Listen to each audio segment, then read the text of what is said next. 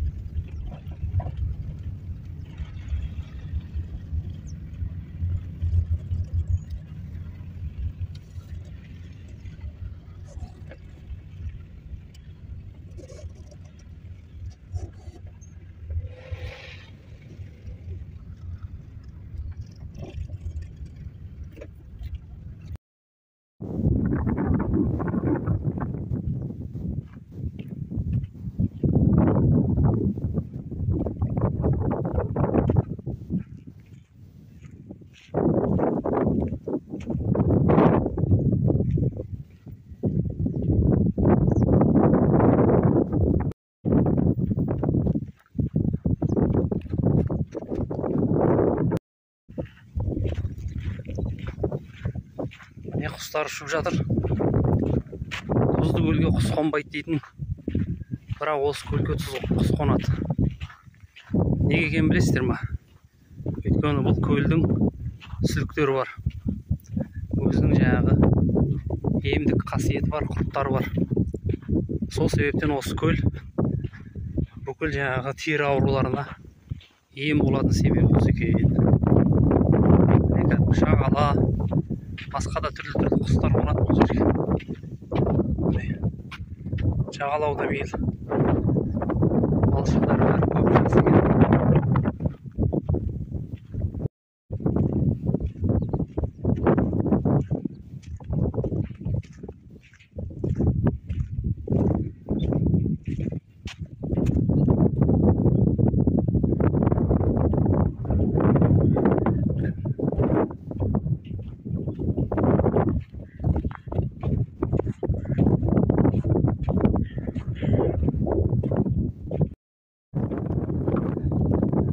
Міне ағайын туғандар, Сарыобаның тұзды көлі деген осы.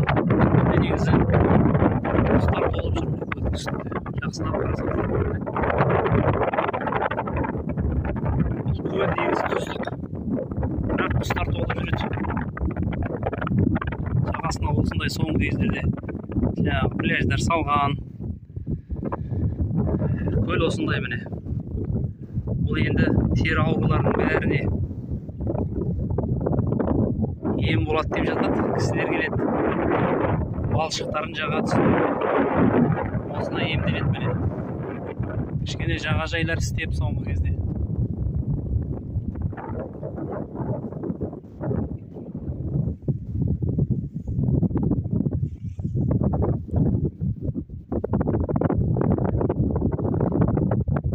Тура осы көріп отырған жақтарыңызда станция Сарыоба деген темір жол бекеті бар. Павлодарға жүретін темір жолдың бойында Ерейментауға баратын, Павлодарға баратын пойыздар, электричкалар тоқтайды. Қайтып, осы көлдің тура ар жақ тұсында Сарыоба деген ауыл бар. Екеуінің арасы 12 шақырым. Қайтып көлдің мына жақ тұсында жаңағы Қарағандының трассасы, о жақта Қойгелді, Береке, Волгодонка деген ауылдар бар. Енді мына жақта тіке осының ар жағы Астана 50 шақырым. Бүгін міне жұмыс күні болғандықтан бұл жерде әлі тірі пенде адам жоқ екен. Демалыс күндері бұл жерде енді адам қаптап кетеді. Мынау жаңағы шомылуға рұқсат берілген жерлерді қоршап қойған ба? Міне Сарыобаның тұзды көлі деп кісілердің бәрінің айтып жүрген көлі осы міне. Біздің ауылға бір 12-13 шақырым жерде енді осы. Ақмола болса, Аршалы ауданы, мынау енді Сарыоба совхозының жері ғой.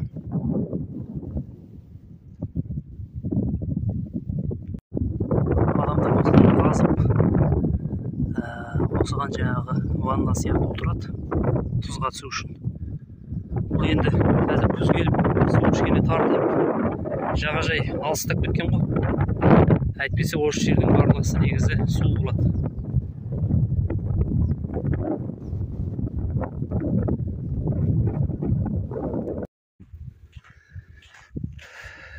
Міне орынға бронь жасап қоюға болады екен. 6 бақан бар. Мынандай міне жататын төсектер бар екен. Бір кісілер көрпесін тастап кетті, соған қарағанда кішкене расслабиться етсе керек демалған кезде. Міне осындай жағдай. Шатырлар, біраз нәрселер екен. Бұл көл енді қыста қатпайды. Қыста енді Астана жағынан келіп, мына жерде үлкен бел бар. Осы белге шығып қарасаңыздар, бұл көл айнадай болып жарқырап сөйтіп тұрады. Қатты аяз күндері жаңағы қар болып, тұман болып сөйтіп көрінбей тұрады. Жылымық күндері жарқырап көрініп тұрады.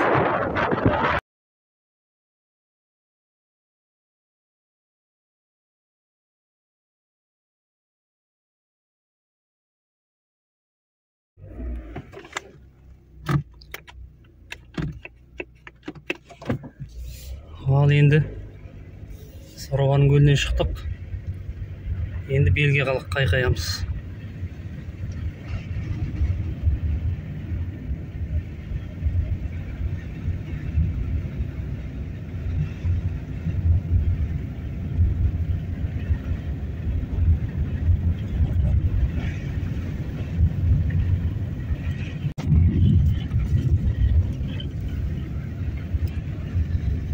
Сары жайлауым менің, жан жайлауым менің, ән жайлауым менің, беу-беу сарыарқам деп арасында өлең айтып қоясың енді.